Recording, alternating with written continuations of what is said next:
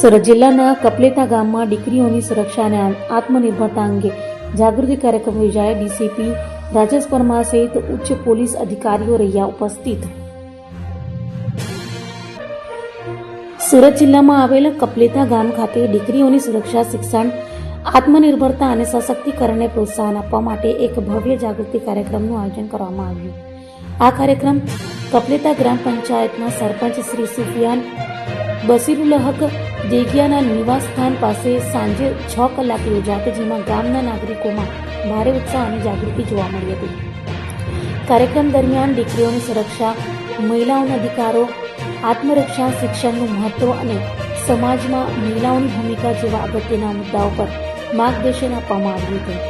ખાસ કરીને યુવતીઓ અને દીકરીઓને આત્મવિશ્વાસ સાથે આગળ વધવા અને સ્વાવલંબી બનવા માટે પ્રેરિત કરવામાં આવી હતી. આ પ્રસંગે ડીસીપી રાજેશ પરમાર સહિત ઉચ્ચ પોલીસ અધિકારીઓ ઉપસ્થિત રહ્યા હતા અને તેમને દીકરીઓની સુરક્ષા માટે પોલીસ વિભાગ દ્વારા લેવામાં આવતા પ્રયાસો તેમજ સમાજની જવાબદારી અંગે મહત્વપૂર્ણ સંદેશ આપ્યો હતો.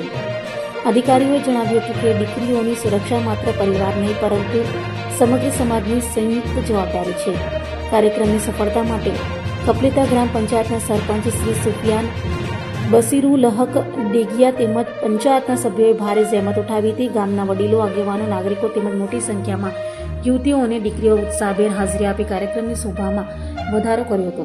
આ કાર્યક્રમ કપલેતા ગામમાં સામાજિક જાગૃતિ અને દીકરીઓના સશક્તિકરણ તરફનું એક મહત્વપૂર્ણ પગલું સાબિત થયું હોવાનું સ્થાનિકોમાં ચર્ચાઈ રહ્યું છે. આજ રોજ કપલેતા ગામમાં એક લોક સંવાદનું આયોજન કરવામાં આવ્યું. મારી સાથે એસીપી, પીઆઈ, પીએસઆઈ બધા હાજર છે. ગામના આગેવાનો, સરપંચશ્રી અને બધા હાજર છે. આનો મુખ્ય ઉદ્દેશ એ છે કે પોક્સોના બનાવો, જે આપણે ખબર છે કે નાના બાળકોનો અત્યાચાર ના થાય તેના માટે સરકારશ્રીનો કાયદો છે, તેમાં જાગૃતિ ફેલાય. કારણ કે નાના બાળકો પ્રેમ હોય કે સામાજિક રીત રિવાજ હોય અને મેરેજ કરી લે છે, પાછળથી ગુના દાખલ થાય તો 10-10, 20-20 વર્ષની સજાઓ થાય છે. એ ના થાય એના જાગૃતિ ફેલાય એના માટે અમે પોક્સો વિશે આજે બધાને સમજ આપી. એ સિવાય અત્યારનો બીજો એક મોટો ઇસ્યુ છે સાયબર ક્રાઇમ. સાયબર ફ્રોડ ખૂબ જ થાય છે, અલગ અલગ પ્રકારે થાય છે.